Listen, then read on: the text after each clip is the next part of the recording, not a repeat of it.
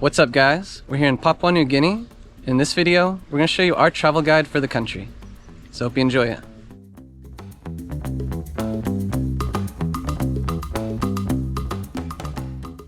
The country of Papua New Guinea lies in the southwestern Pacific Ocean. It encompasses the eastern half of New Guinea, which is the world's second largest island, as well as a number of offshore islands scattered to the north and east. It's a land of incredible extremes, with over 800 languages spoken, and countless unique cultures hidden in its dense, rugged landscapes. In fact, it's widely regarded as the final frontier, since much of the country remains untouched and full of natural beauty. Over the course of 10 unforgettable days, we got a taste of the country, the bustling city, the untamed wilderness, and the tranquil island life. In this video, we share our story and travel guide for Papua New Guinea. Now let's dive in. We are Zach and Ina. We make helpful videos about destinations around the world so you can easily plan your own adventures.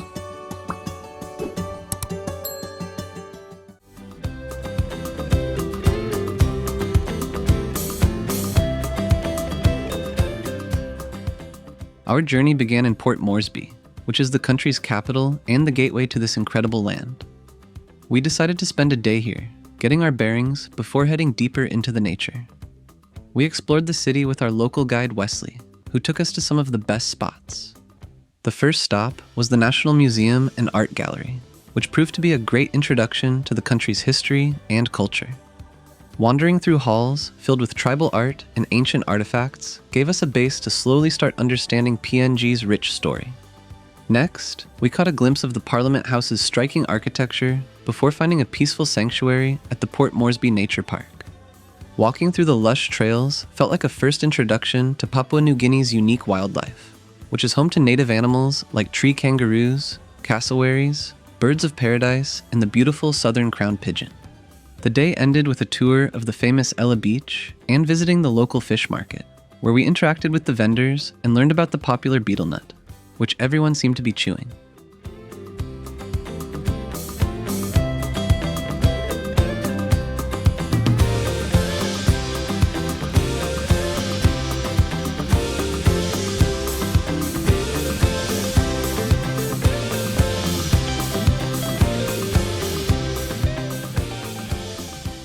As the sun started to set, we made it back to our hotel for a beautiful view and delicious dinner.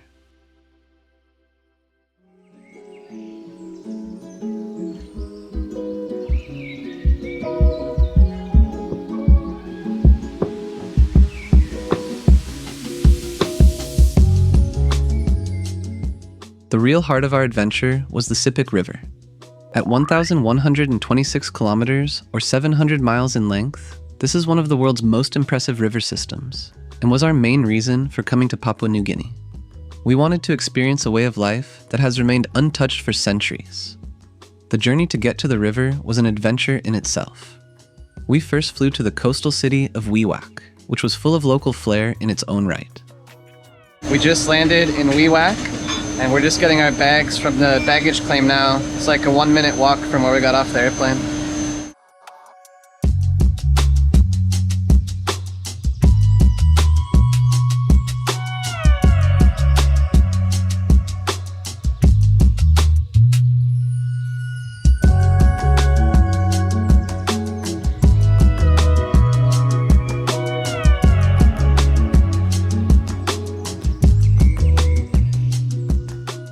After taking in the bustling atmosphere in the center, we stayed the night in a comfortable bed at the Wewak Boutique Hotel, so we could fit in a good sleep before the river adventure.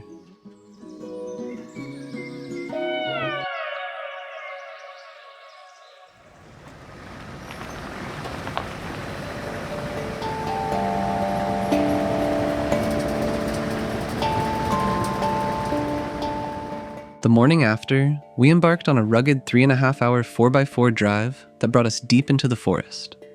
The road was quite an experience, and we took it slow, making sure to stop along the way.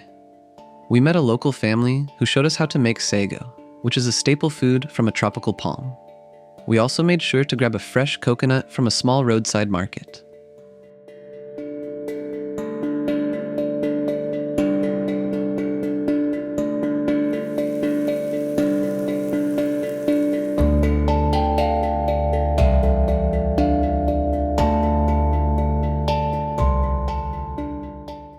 Finally, we arrived at Pagwi, a tiny hamlet on the riverbank, where we took a moment to talk to our local guide Matthew about what we should expect to see along the Sepik.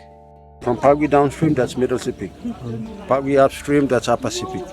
We are going to the Middle Sepik to see the spirit houses and most about the traditions. I think the most interesting will be the dance with the tumbans and the cassowary.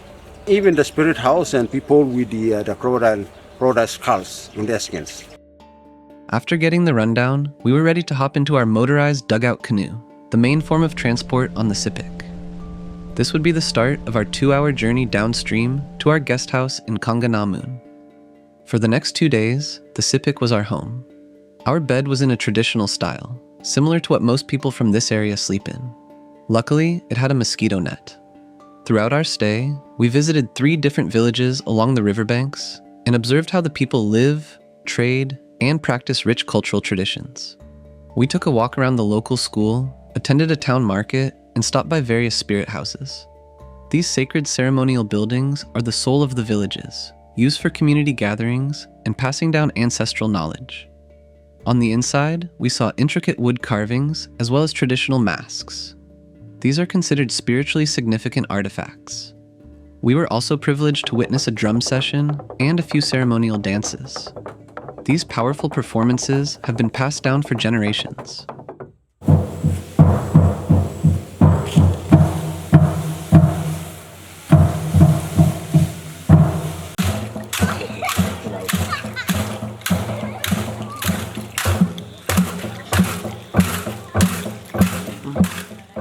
Life here is built around the river. It's their livelihood, their means of transportation, and a central part of their spiritual identity. It also provides their main source of food, with fishing being a daily activity. The locals even use the river water for drinking, cooking, and washing. Culturally, the people have a sacred connection to the crocodile. In fact, it's a totem animal that features in their stories and male initiation rituals, which involve painful body scarring to mimic a crocodile's skin. This part of our trip was a powerful reminder of how beautiful and authentic life can be when you strip away the extra things that come with the modern world. During the evenings, our English-speaking guides cooked us dinner over a small fire and shared stories of their culture and land, which were very special moments for us. We also enjoyed some starry nights, thanks to the extremely low levels of light pollution. The Sepik is definitely an area that we'll remember for the rest of our lives.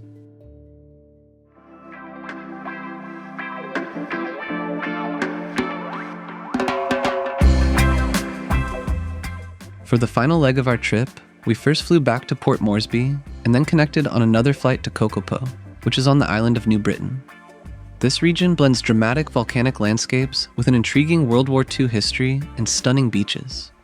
While Kokopo is now the main tourist hub with modern amenities, Rabaul was the province's former capital until it was largely buried by a catastrophic volcanic eruption in 1994. We spent 3 nights at Rapopo Plantation Resort, which was located right in front of the beach. Our time here was a perfect mix of experiences. On our first morning, we jumped on a boat tour which left directly from the resort. Within just 10 minutes, we saw hundreds of spinner dolphins. The feeling of hopping in the water and swimming alongside them was nothing short of magical.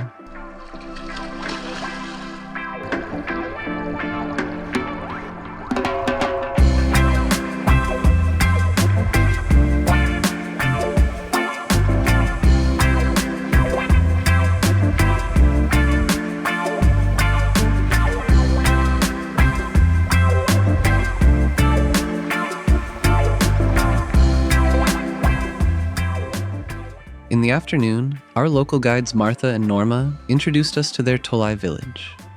We learned about their unique culture and their traditional currency of shell money, which is still used for dowries and exchanges today. They showed us how to string the shells onto cane strips and how they combine them into larger designs. They also explained in more detail how much shell money is worth. This is called tabu, and it's our second currency. You can purchase flax, mobile top-up, you can buy fruits, vegetables, and we also can buy peanut from the market, and even clothes. We can change this one for 3 kina. Yeah, this lot. 3 kina, 5 kina, or 4 kina. That depends on, if you do it nicely like this, it's 5 kina. You string it neatly like this and join it. So it depends on like the quality And of the string. Of the string.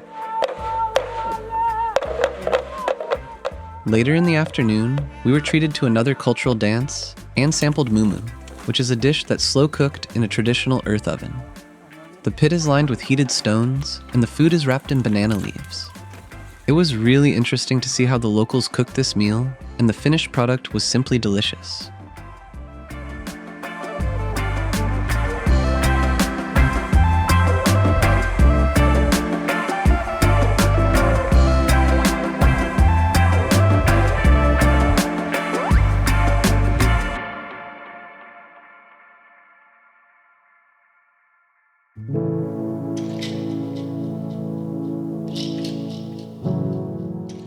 The next day, we challenged ourselves with a steep, early morning hike up to Mount Tawurur, the same volcano that had a devastating eruption back in the 90s. This was a truly unique and humbling experience, which gave us a deep appreciation for the power of nature in this region of the country. There were some loose rocks throughout the trail, so we definitely recommend wearing decent shoes for the hike. It took us about an hour to reach the summit. As one of the most active volcanoes in PNG, this place remains a sight to behold, with its smoking crater and expansive views.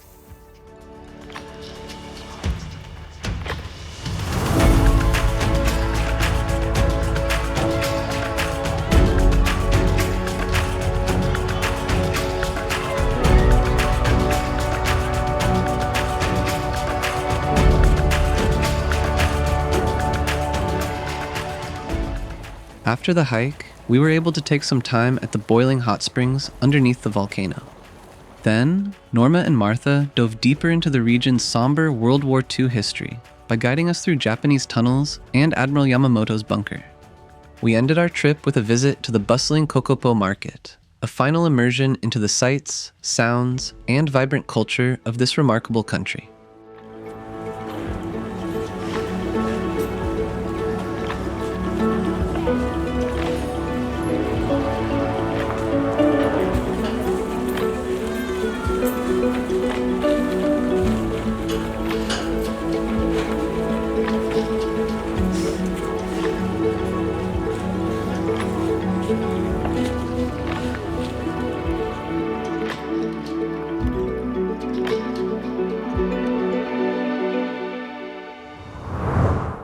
Planning a trip to Papua New Guinea is a unique challenge, so we wanted to share the valuable lessons that we learned from our trip. First off, let's talk about timing. We highly recommend visiting during the dry season from June to October. This is when the weather is at its best. If you can, aim for the festival season in August and September. This is when you can experience the most incredible cultural performances, with vibrant costumes and unforgettable dances. A large part of navigating Papua New Guinea is understanding its challenging geography. Due to the very limited road network, the primary way to travel across the country is by air or by boat.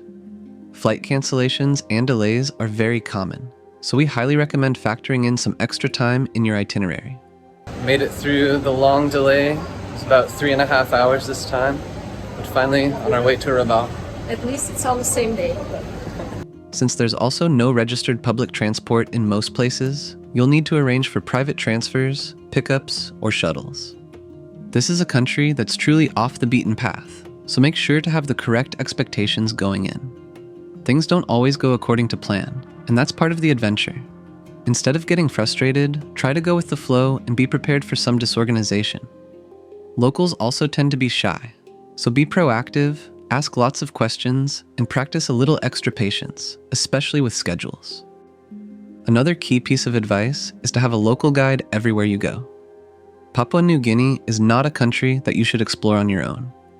For our trip, we booked with the tour company Papua PNG, and they arranged everything, connecting us with excellent guides in each area. It made a huge difference for our safety and our experience overall. We left a link to their website in the description below this video, in case you want to book with them. You should also make sure to carry cash for tipping your guides and making small purchases in the remote villages. You can get cash from the airport ATM. Another thing we learned was to bring along some small and useful gifts for the children in the villages, like notebooks and pens. When it comes to packing, a few things are essential. Make sure you bring plenty of mosquito repellent and malaria pills. You'll also want a good rain jacket and long-sleeve clothes to protect you from both the rain and the mosquitoes, especially when you're visiting the Sepik River. We also always had a bottle of hand sanitizer in our backpack. And most importantly, get good travel insurance. It's a must-have for a trip like this. Finally, to stay connected in the remote areas, we learned that Digicel has the widest network coverage. We recommend grabbing one of their SIM cards when you first arrive at the airport. We used Vodafone ourselves, but it only really worked in the cities. We only scratched the surface of Papua New Guinea in this video. There are lots of other places worth exploring if you have time, and we've put some other interesting destinations on the screen. Thanks for watching, and we hope you enjoyed our travel guide for PNG. We included all the important links you'll need for your own trip in the description below this video. We'll catch you on the next adventure.